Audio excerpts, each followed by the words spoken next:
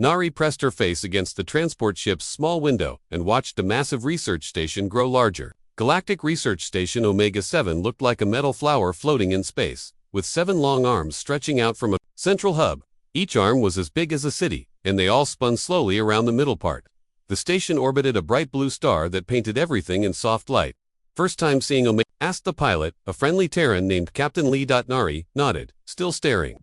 She had dreamed of this moment for 3 years. At 24, she was the youngest xenobiologist ever chosen for the interspecies exchange program. Most people her age were busy with normal careers or starting families. Nari preferred studying alien creatures and learning their languages. "You picked a good time to arrive," Captain Lee said. "The Valorian Empress is visiting today. Big ceremony planned." Nari's stomach fluttered with nervousness.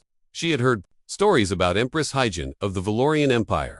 The Empress was said to be beautiful but deadly, ruling over dozens of star systems with an iron fist. More importantly, she owned the most dangerous war dragon in the galaxy. The transport ship docked with a soft bump. Nari grabbed her 2 bags and followed Captain Lee through the airlock. The station's artificial gravity felt slightly heavier than Earth normal, and the air smelled like metal and cleaning chemicals. "Dr. Minho should be waiting for you in the arrival bay," Captain Lee said. "Good luck, kid. Try not to upset any aliens on your first day." Nari walked into the arrival bay and looked around. The space was huge, with a high ceiling and walls made of clear metal that showed the stars outside. Dozens of different alien species moved through the area. She saw tall, thin Arcturians with their blue skin and extra arms. Short, furry scurried past carrying data tablets. A group of rock-like granite folks stood near one wall, talking in their deep, rumbling voices. "Nari over here." She turned and saw Dr. Minho waving at her. He was a middle-aged human with kind eyes and messy gray hair. Nari had worked with him through video calls for months, but this was their first meeting in person. "Welcome to Dr. Minho said, shaking her hand. "How was the trip?" "Long but exciting," Nari replied. "I studied 17 different alien language files on the way here." Dr. Minho laughed. "Of course you did. Come on, let me show you to your quarters. The Empress arrives in 2 hours, and you'll want to clean up before the ceremony." They walked through wide hallways filled with beings from across the galaxy. Nari tried not to stare, but everything was fascinating. She had spent years studying alien biology through books and videos. Seeing real aliens up close was amazing. "The ceremony is mandatory for all station personnel," Dr. Minho explained as they walked. "The Empress doesn't visit often, maybe once every 5 years. When she does come, she always brings her dragon." "Biko," Nari said quietly. Dr. Minho looked surprised. "You know about him. I've read every report about Valorian war dragons. Biko is the largest and most dangerous. They call him the Voidrender because he can tear holes in space itself. He's never lost a battle. Just remember to stay far away from him during the ceremony," Dr. Minho warned. "War dragons don't like strangers, especially humans." Biko once killed a diplomat, just for looking at him wrong. They reached Nara's quarters, a small but comfortable room with a bed, desk, and personal bathroom. A large window showed the blue star and the darkness of space beyond. "Get some rest," Dr. Minho said. "I'll come get you in 90 minutes. Wear something formal if you have it." After Dr. Minho left, Nari unpacked her bags. She didn't own much formal clothing, but she had brought one nice blue dress for special occasions. She took a quick shower and changed clothes, then spent time reviewing her notes about Valorian culture on her tablet. A soft chime sounded from her door. Dr. Minho was back, now wearing a formal black uniform with gold trim. "Ready?" he asked. They joined a stream of people walking toward the station's main assembly hall. The hall was enormous, with seats for over 1,000 beings. A raised platform at the front held chairs for important officials. Huge screens on the walls showed views of space around the station. Nara found a seat near the middle of the hall and watched as more people arrived. She recognized Captain Dong-Su, the station's head of security. He was a stern-looking man who seemed to watch everyone carefully. Several Valorian officers in purple uniforms took seats near the front. A deep horn sound echoed through the hall. Everyone stood up as the main doors opened. Empress Hyjin entered, and Nari understood why people said she was beautiful. The Empress was tall and graceful, with long black hair and sharp, intelligent eyes.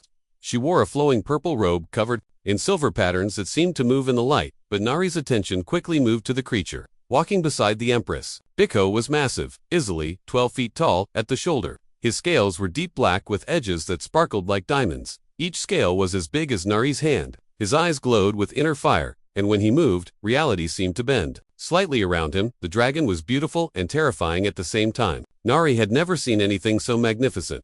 The ceremony began with speeches about cooperation between species and the importance of peaceful research. Nari tried to pay attention, but she kept looking at Biko. The dragon stood perfectly still beside the Empress's chair, but his burning eyes moved constantly, watching everything in the hall. During one speech, Neri pulled out her tablet to take notes about dragon behavior. She noticed that Beko's head position changed slightly every few minutes, and his tail moved in what looked like a pattern. The ceremony was almost over when disaster struck. Nari was so focused on watching Biko that she forgot to watch where she was going. As people began to stand and move around, she stepped into the aisle while still looking at her tablet. She walked straight into something very large and very warm. Nari looked up and found herself staring into Biko's glowing eyes. She had somehow walked right up to the most dangerous creature in the galaxy. The dragon's massive head was only 2 feet from her face. The entire hall went silent. Nari could hear her own heartbeat. She expected to die in the next second. Instead, Biko made a soft rumbling sound and gently nudged her tablet with his nose. Nari had dropped it when she bumped into him, and several data chips had scattered on the floor. The dragon carefully picked up each data chip in his mouth and placed them in a neat pile. Then he picked up the tablet and held it out to her. Nari took the tablet with shaking hands. "Thank you," she whispered. Biko made the rumbling sound again, almost like a cat purring. Then he did something that made everyone in the hall gasp. He bowed his great head to her. Empress Hyjin stared in shock. Captain Dongsu reached for his weapon. Dr. Minho looked like he might faint, but Nari just smiled and bowed back to the dragon. "It's nice to meet you too, Biko," she said softly. The dragon's purring grew louder, and he moved to stand beside her, completely ignoring his Empress for the first time in his life. The silence in the assembly hall lasted only a few seconds, but it felt like hours to Nari. Then everyone started talking at once. Voices rose in dozens of different languages as aliens and humans tried to understand what they had just seen. Empress Hyjin stood up from her chair, her face pale with shock and anger. She had raised Biko from an egg. The dragon had never shown affection to anyone, not even her. Now he was standing next to a strange human girl like she was his best friend. "Biko, come here," the Empress commanded in a sharp voice. The dragon looked at her, then looked down at Nari. He made a soft whining sound and stayed exactly where he was. "I said come here." Empress Hyjin's voice got louder. Biko ignored her completely. Instead, he lowered his massive head and gently touched Nari's shoulder with his nose. She could feel the warmth radiating from his scales. Captain Dongsu moved closer, his hand on his weapon. "Miss Nari, step away from the dragon slowly," he said in a calm but firm voice. Nari looked up at Biko's glowing eyes. She didn't feel afraid anymore. The dragon seemed sad and lonely, not dangerous. "I don't think he wants to hurt anyone," she said quietly. "That thing is a killing machine," Captain Dongsu replied. "It could tear you in half without even trying." "But he won't," Nari said with surprising confidence. She reached up and touched one of Bichio's lower scales. It felt warm and smooth, like polished stone. The dragon made his purring sound again. Dr. Minho pushed through the crowd of people. "Nari, what are you doing?" "I think he's trying to communicate," she said, still looking at the dragon. "Look at his body language. He's not showing any signs of aggression. His tail is relaxed, his wings are folded peacefully, and his breathing is steady." Empress Hyjin walked down from the platform, her purple robes flowing behind her. Every step showed her anger. "Young human, you will step away from my dragon immediately." Nari finally looked at the Empress. "With respect, Your Majesty, I don't think he belongs to anyone. I think he's been waiting for something." "Waiting for what?" the Empress demanded. Nari didn't know how to answer that question. She just knew that when she looked into Biko's eyes, she saw intelligence and loneliness. This was not just a weapon or a pet. This was someone who had been trying to say something for a very long time. "Biko, return to my side now." "Empress," Hyjin ordered again. The dragon looked at his Empress and made a sound Nari had never heard before. It was like a whale song mixed with wind chimes, beautiful but sad. "He's trying to tell you something," Nari said softly. "Dragons don't talk," Captain Dongsu said firmly. "They're bred for war, not conversation." Nari pulled out her tablet and started typing quickly. "Every species has some form of communication. I've studied the vocal patterns of over 2 alien races. Just because we don't understand something doesn't mean it's not language." She played back a recording she had made of Biko's sounds. Then she played it again, slower this time. There were definitely patterns in the dragon's vocalizations. "This is ridiculous," Empress Hyjin said. "Biko is a war dragon. He follows orders and destroys enemies. That is his purpose." Biko made the whale song sound again, even sadder than before. "What if that's not what he wants to be?" Nari asked quietly. The question hung in the air like a challenge. The Empress stared at Nari with cold eyes. "You have been on this station for less than 1 day, and you think you understand my dragon better than I do." "I don't understand him yet," Nari admitted, "but I want to try." Dr. Minho stepped forward. "Your Majesty, perhaps we could study this situation more carefully." Nari is one of our best xenobiologists. If there's something we've missed about dragon behavior, it could be important for everyone. There is nothing to study, the Empress said firmly. Biko will return to his normal behavior once this human stops interfering with him. But Biko had other ideas. When the ceremony finally ended and people started to leave, the dragon followed Nari. She walked toward the exit, and the massive creature walked beside her like a loyal dog. This is impossible, Captain Dongsu muttered, following them with several security officers. They reached the hallway outside the assembly hall, and Biko was still with Nari. Other people in the hallway saw them coming and quickly moved out of the way. A 12-foot-tall war dragon walking through the station was not something anyone wanted to get close to. Where's your quarters? Dr. Minho asked Nari. Section 7, Level 4, she replied. They all walked together through the station's corridors. Biko had to duck his head to fit through some of the doorways, but he never left Nari's side. When they reached her quarters, she stopped at her door. I guess this is where I live, she said to the dragon. Biko looked at the door, then at Nari, then at the door again. He made a questioning sound. You can't come inside, Nari said gently. The room is too small for you. The dragon made a sad whining noise and sat down in the hallway. His massive body blocked most of the corridor. He's not leaving, Captain Dongsu observed. This is getting out of hand. Dr. Minho said we need to contact the Empress. The Empress is very angry, said a new voice. They all turned to see a Valorian officer approaching. She demands that the human girl report to her ship immediately. Nari looked up at Biko. The dragon was watching her with those glowing eyes, and she could see something like worry in them.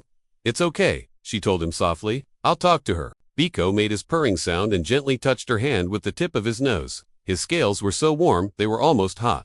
I'll be back, Nari promised, as she walked away with the Valorian officer. She could hear Biko behind her. The dragon was making that whale song sound again, calling out to her as she disappeared around the corner. For the first time in her life, Nari felt like someone truly needed her, and that someone happened to be the most dangerous creature in the galaxy.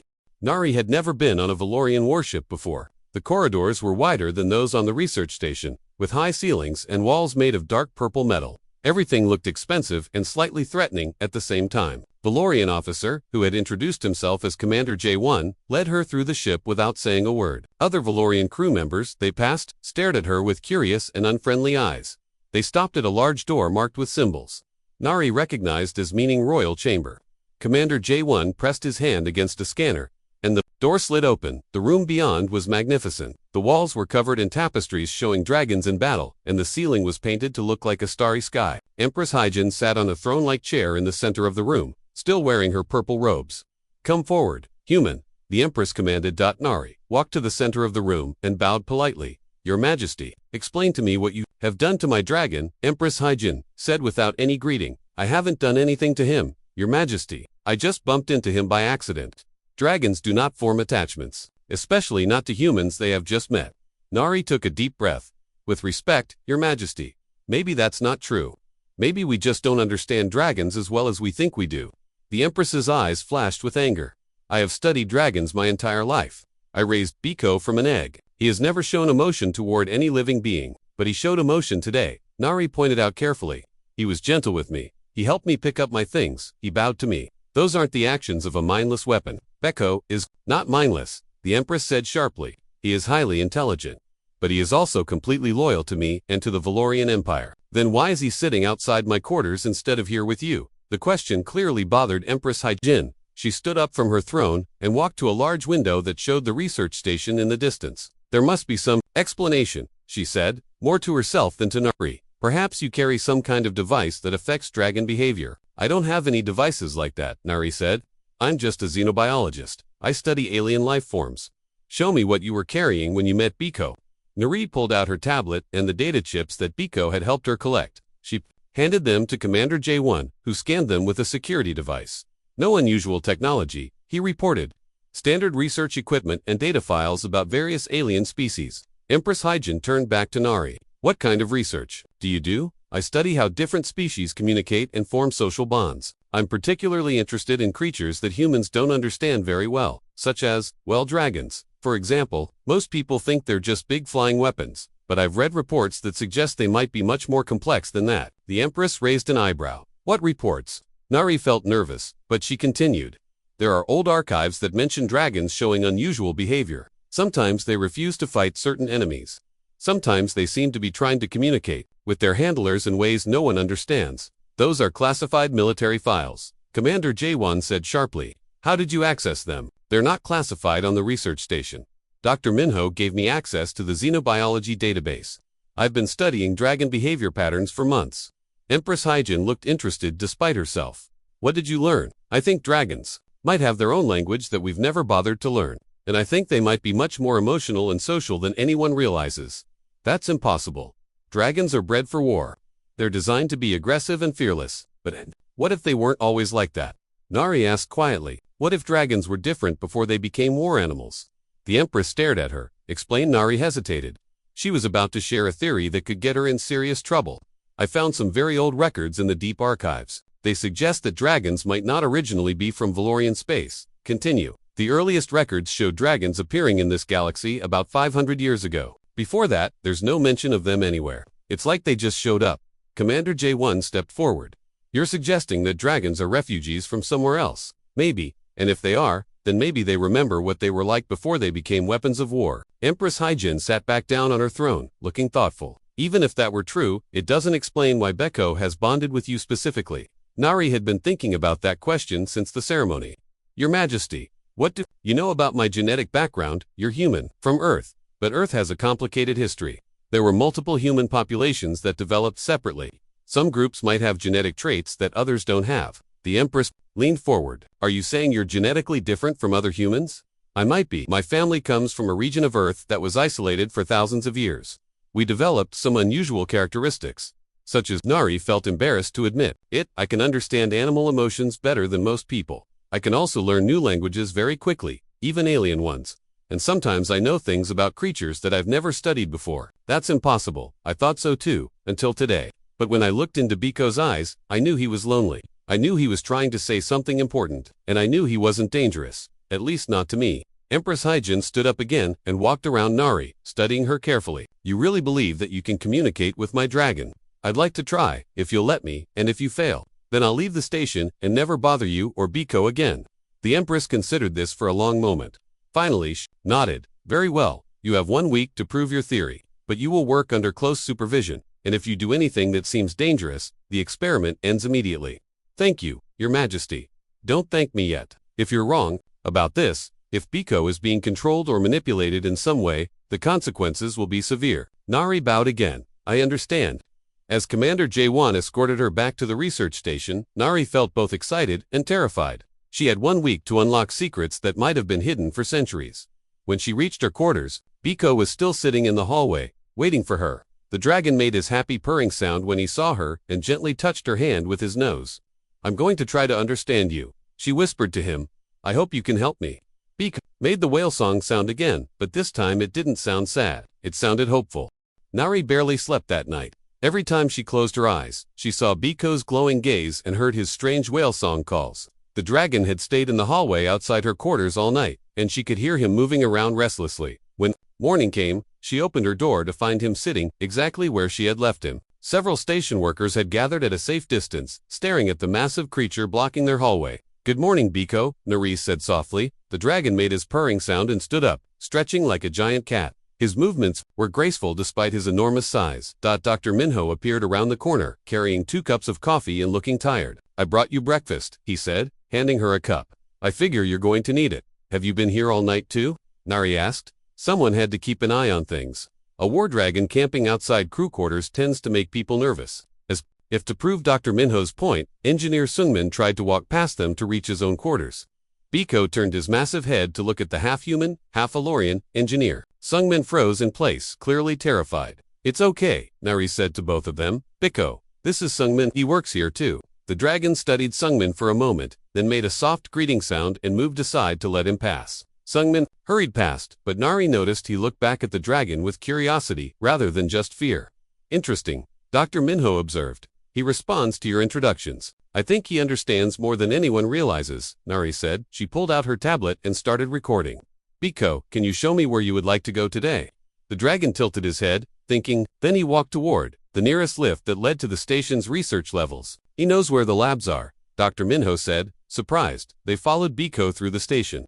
Other people quickly moved out of their way. But Nari noticed that the dragon was being very careful not to damage anything or scare anyone. Too badly. When they passed a group of young Bellatons, he actually lowered his head to their level and made gentle greeting sounds.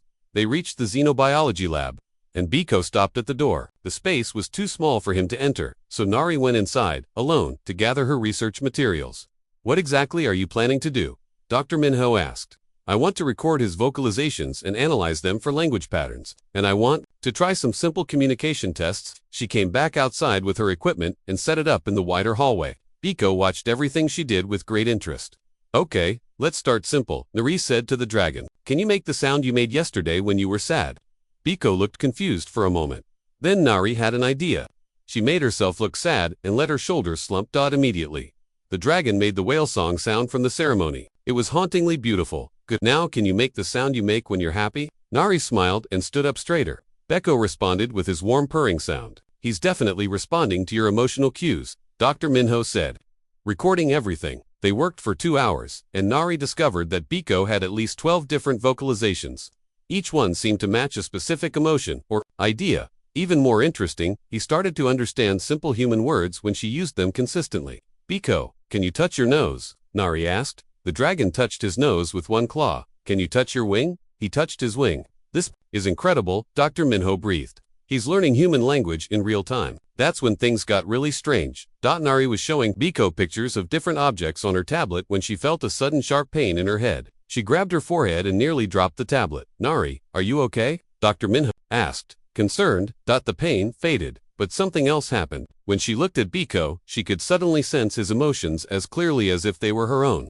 The dragon was excited about their communication games, but also frustrated that he couldn't express more complex ideas. I can feel what he's feeling, she whispered. What do you mean? Before Nari could explain, Biko made a surprised sound. His eyes were glowing brighter than usual, and he was staring at her with what looked like amazement. Then images started appearing in Nari's mind, not her own memories, but Biko. She saw flashes of his life, hatching from an egg in a cold laboratory, growing up surrounded by Valorian scientists, being trained to fight and destroy. But underneath all of that, she sensed something else. Loneliness, deep, aching loneliness. That had lasted for years. He's been alone his whole life, Nari said, tears starting to form in her eyes. He's never had anyone who understood him. Biko moved closer and gently touched her cheek with the tip of his nose. The contact made the mental connection stronger. Now Nari could see more of his memories. She saw other dragons, all of them kept separate from each other. She saw handlers who treated them like dangerous weapons instead of living beings, and she saw something else, something that made her gasp.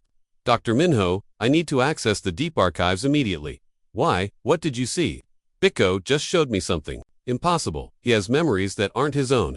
Genetic memories passed down from his ancestors. That's not scientifically possible. Maybe not for most species, but dragons might be different. Nari looked at Biko, who was watching her intently. I think he's been trying to tell people something important for his entire life. But no, one could understand him. What kind of something? Nari felt another surge of images from Biko's mind. These were older, hazier, like looking at pictures through fog. She saw dragons living peacefully with another species. She saw partnership instead of slavery. And she saw a terrible enemy that had destroyed everything.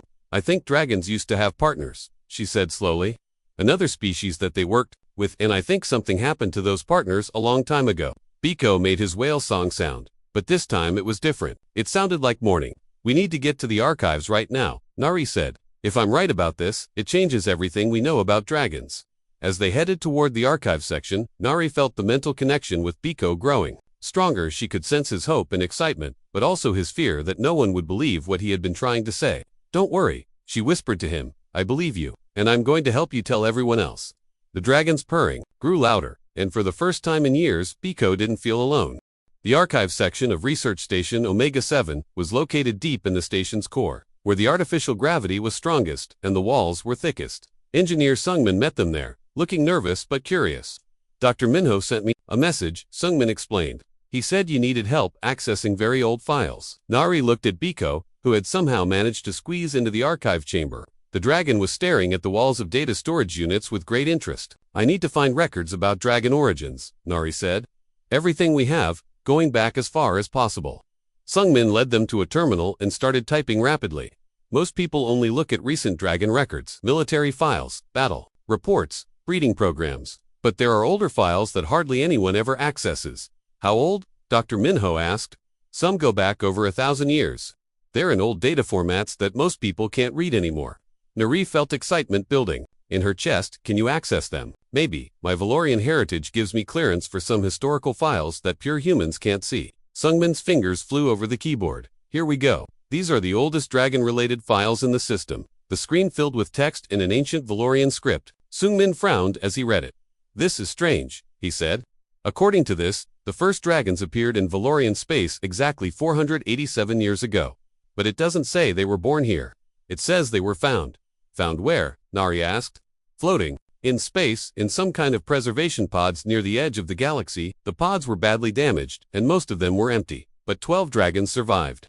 Biko made a soft whining sound and moved closer to the screen. What happened to the civilization that made the pods? Dr. Minho asked. Sungmin scrolled through more files. That's where it gets really weird. The pods had some kind of data storage attached to them. When the Valorians decoded the information, they found records of a planet called Earth Prime. Nari's heart started beating faster. Earth's Prime. Not Earth like your home planet. This was Earth Prime in a completely different galaxy. According to the records, it was destroyed by something called the What are devourers? Dr. Minho asked. Doc Sungmin kept reading. The files are incomplete, but they describe creatures that consume entire dimensions. They don't just destroy planets or stars. They eat reality itself, leaving nothing behind. Biko suddenly roared, a sound so loud and frightening that alarms started going off throughout the station. But Nari could feel through their mental connection that he wasn't angry. He was terrified. It's okay, she said to him, placing her hand on his massive leg. We're just learning about the past. The devourers aren't here now. The dragon calmed down, but his eyes continued to glow with fear. Keep reading, Nari urged Sungmin. According to these records, Earth Prime had 2 intelligent species. Humans, similar to your people, but genetically different. And dragons, who lived in partnership with the humans. Partnership. Dr. Minho looked skeptical. Not like pets or slaves. True partnership. The humans and dragons could communicate telepathically. They shared emotions and memories. Together, they were much stronger than either species alone. Nari felt Biko's excitement through their connection. That's what he's been trying to tell everyone. She said dragons aren't meant to be weapons. They're supposed to have partners. Why would they bond with humans specifically? Dr. Minho asked. Sung-Min found another file and opened it. This might explain it. The humans from Earth Prime had special genetic markers that allowed them to form telepathic bonds with dragons. When Earth Prime was destroyed, the surviving dragons were sent to find humans with similar genetics. And they've been looking for 487 years. Nari said quietly. Most of the dragons died during that time. Only a few bloodlines survived, kept alive by the Valorian Empire for military use. But they never stopped hoping to find their true partners. Nari looked at Biko, understanding flooding through her. That's why you bonded with me. I have the genetic markers. The dragon made his happy purring sound and gently touched her shoulder. But there's more, Sungmin said, his voice becoming urgent. The files include a warning. The devourers don't just destroy one planet or one galaxy. They move from dimension to dimension, consuming everything they find. And according to the dragon records, they're coming here. Coming here, Dr. Minho repeated. To this galaxy, the dragons have been trying to warn people for centuries. But no one could understand them because no one could communicate with them properly. Beak made his whale song sound, but this time Nari understood what he was saying. It wasn't just sadness or loneliness. It was a warning cry, repeated over and over for nearly 500 years. How long do we have? She asked. Sungmin scrolled through more files, his face growing pale. According to the dragon calculations, the devourers should reach the outer edge of our galaxy within the next few years. Maybe sooner. We have to tell everyone, Dr. Minho said. The Terran Federation, the Valorian Empire, all the other governments. Tell them what Sungmin asked. That war dragons are actually refugees trying to save the galaxy from monsters. No one will believe it. Nari felt Biko's frustration through their bond. He had been trying to deliver this warning his entire life, but every time he tried to communicate, people just saw a dangerous animal. What if we could prove it? She said slowly. How? The records say that human-dragon partnerships are more powerful than either species alone. What if Biko and I could demonstrate that? Show people what dragons are really capable of when they have proper partners. Dr. Minho looked worried. That could be very dangerous. We don't know what kind of abilities you might develop. We're running out of time, Nari pointed out. If the devourers are really coming, we need to prepare. And according to these files, the only way to fight them is with human-dragon partnerships. Biko made an encouraging sound and nuzzled her gently. Through their connection, she could feel his confidence in her. I want to try, she said. Biko has been waiting his whole life for this chance. I'm not going to let him down. Sungmin looked at his screen one more time. There's one more thing you should know. According to the final entry in these files, the dragons sent here weren't just refugees.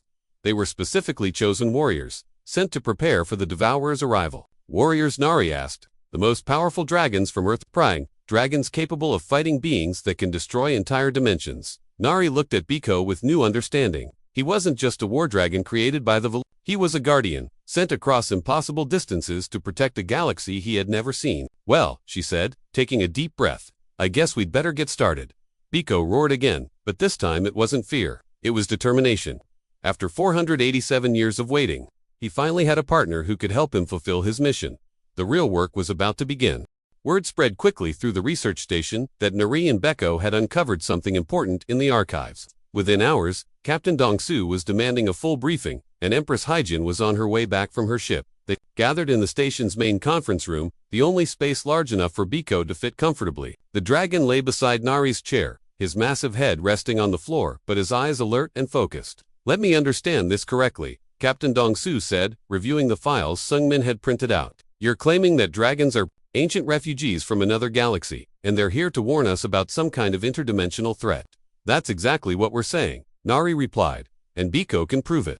Empress Haijin had been unusually quiet since arriving. She kept looking at her dragon with a mixture of confusion and something that might have been hurt. Biko has been with me since he hatched, she said finally. If he had important information, why didn't he share it with me?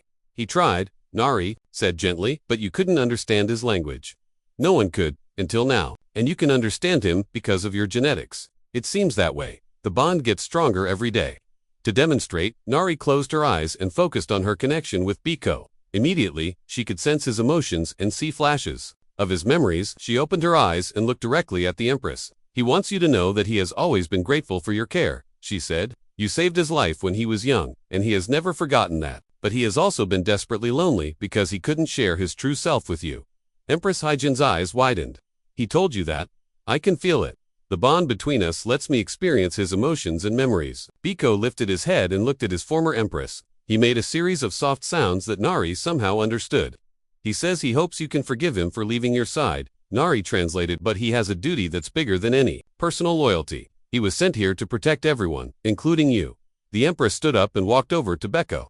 The dragon watched her approach with cautious hope. She reached out and touched his massive snout, just as she had when he was young. I thought I knew you, she whispered to him. I thought you were my weapon, my companion, but you were carrying this burden alone all this time. Biko made a gentle rumbling sound and leaned into her touch. This is all very touching, Captain Dongsu interrupted, but we need to focus on the practical implications. If these devourers are real, and if they're coming here, what exactly are we supposed to do about it?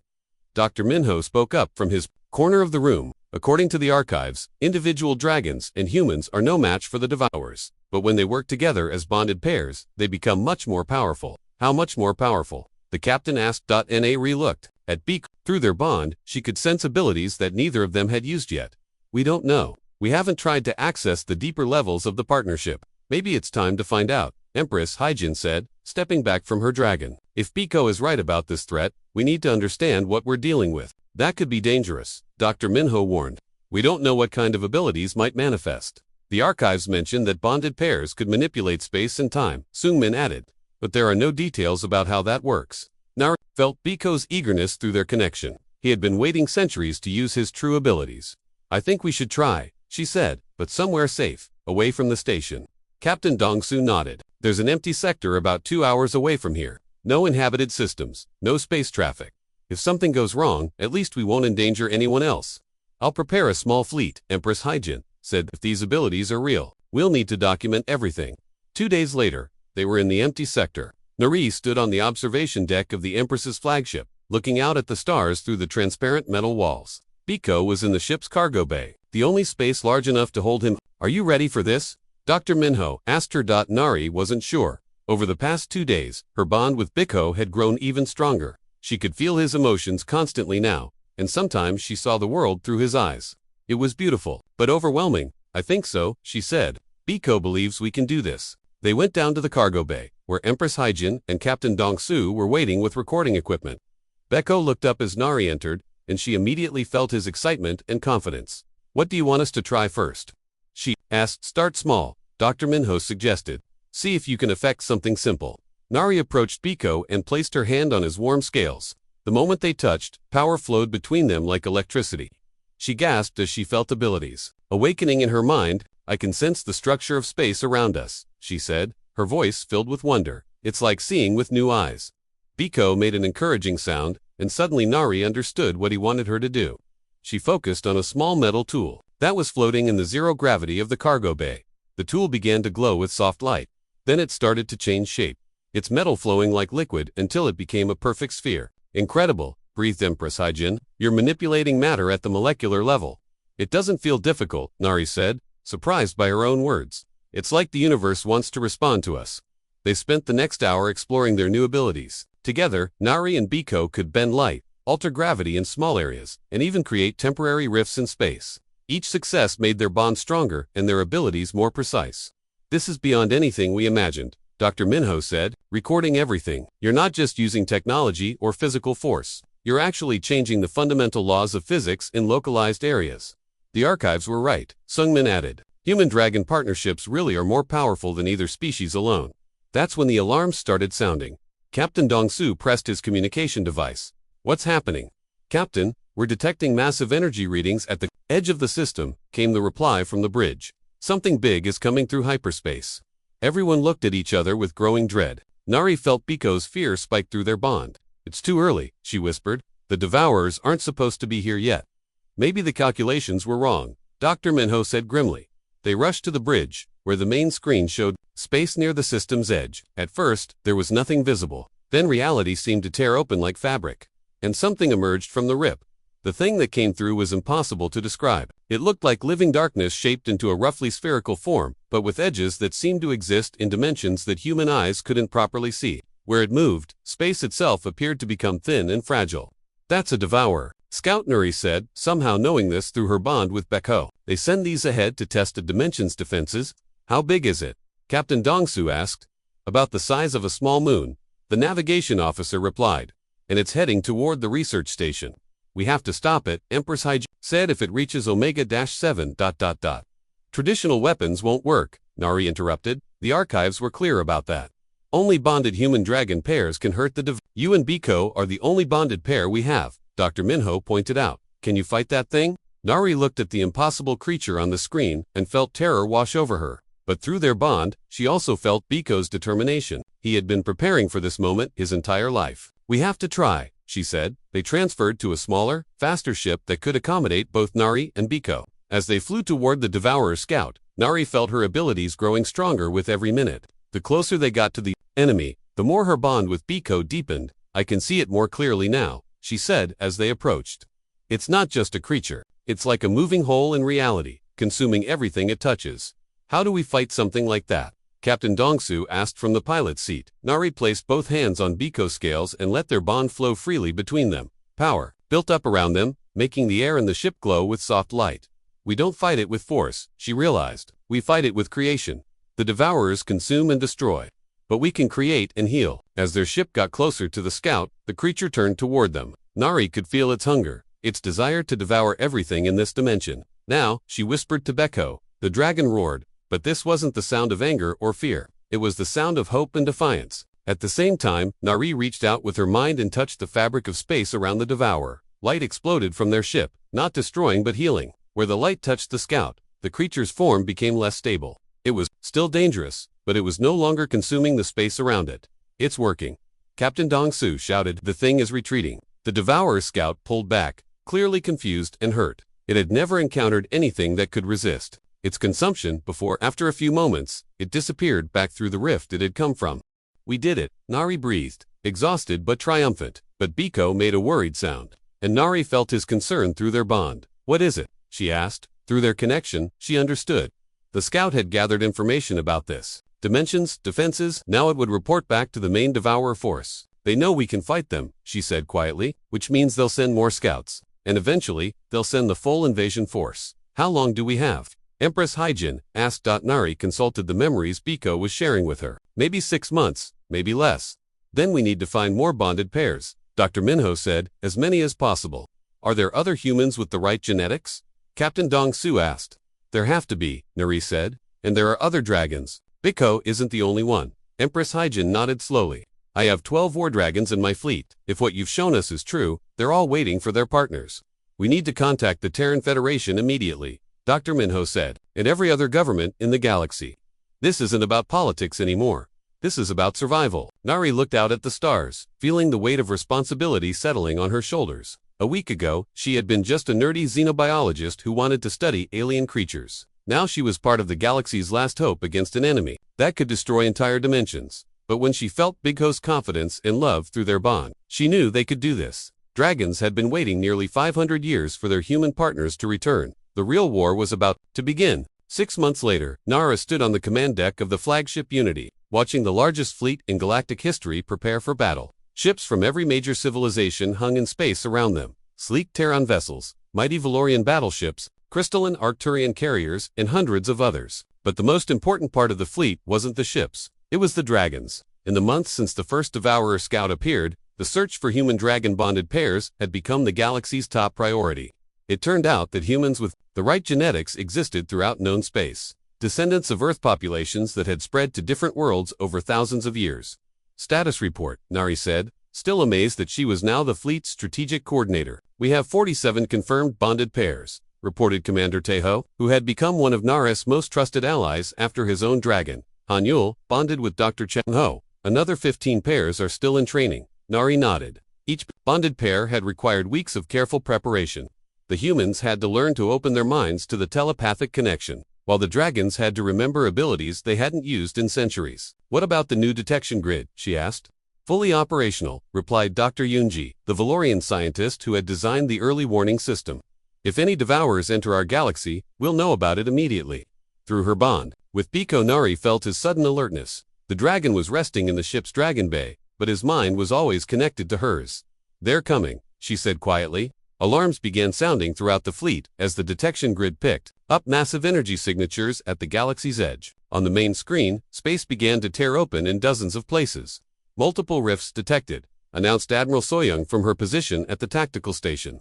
Devourer forces are entering the galaxy in 7 different sectors. Nari watched the screen as the enemy emerged. These weren't scouts like the one they had faced months ago. These were full-sized Devourers, each one the size of a large asteroid and capable of consuming entire planets. How many? She asked. Initial count shows over 200 entities. Admiral Soyoung replied grimly. And more are still coming. Through the fleet-wide communication system, Nari could hear the voices of other bonded pairs reporting in. Each pair was stationed with a different part of the fleet, ready to respond to Devourer attacks wherever they occurred. All bonded pairs. This is Nari, she said into her communicator. Remember your training. We don't fight these things with destruction. We fight them with creation and healing. Trust your dragons, trust your partners, and trust yourselves. The battle began when the Devourers reached the outer colonies. Nari watched through long-range sensors as the creatures began consuming a mining station in the Kepler sector. Traditional weapons fire from defending ships passed harmlessly through the Devourers' forms. Kepler sector is under attack, came the report. Local defenses are ineffective.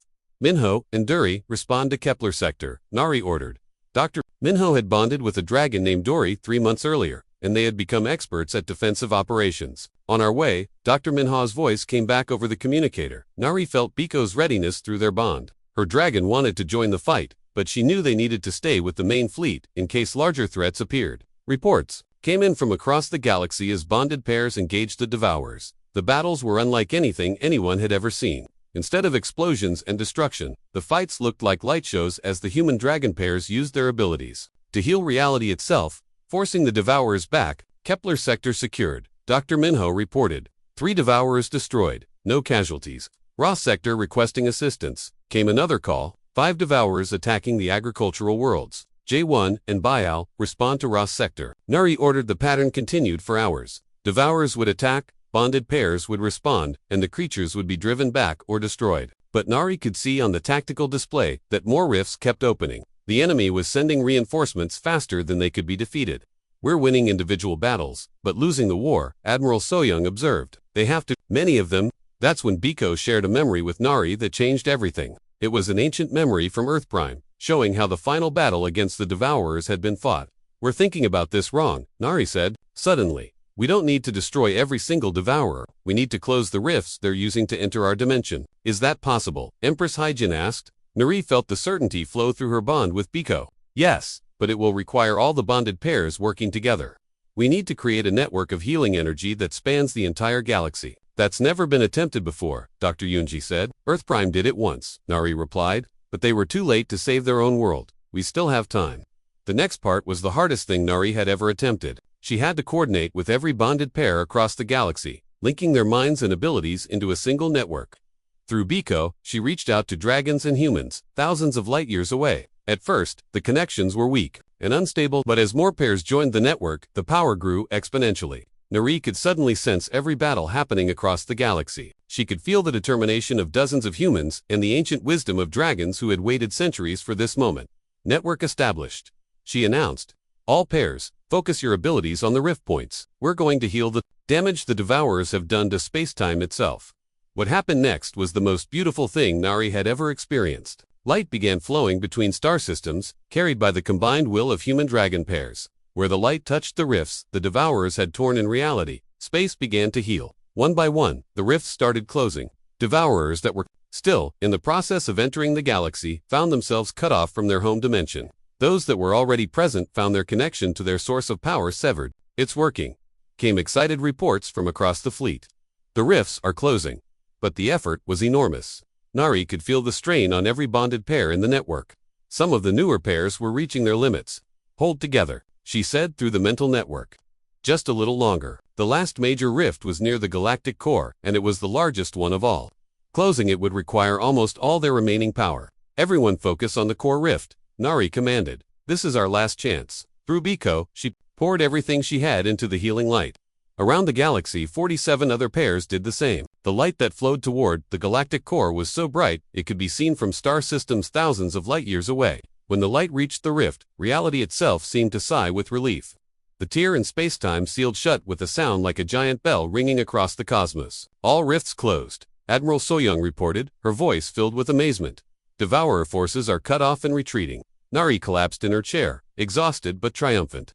Through the mental network, she could feel the joy and relief of bonded pairs across the galaxy. They had done it. They had saved their dimension from an enemy that had destroyed countless others. Status of remaining Devourers, she asked weakly. Scattered and powerless, came the reply. Without their connection to their home dimension, they're losing cohesion. Most are already fading away. Biko made his happy purring sound, and Nari felt his pride and love through their bond. Her dragon had finally completed the mission he had been sent on nearly 500 years ago. 1 year later, Nari stood in the gardens of New Omega Station, watching human children play with young dragons. The old research station had been expanded into a training center for new bonded pairs, and every month brought more discoveries. About the partnership between the two species, the birth rate for bonded children is increasing, Dr. Minho reported, joining her in the garden. The new generation seems to be developing abilities we never imagined. Nari watched a 5-year-old girl named Eugene phase, partially out of normal space, while her dragon companion, a youngster named Haniel, created small rainbows in the air around them. They're evolving, Nari said quietly. Both species are changing because of the bond. Into what? Dr. Minho asked. Something new, something that can exist in multiple dimensions at once, immune to threats like the Devourers. Empress Hyjin approached them.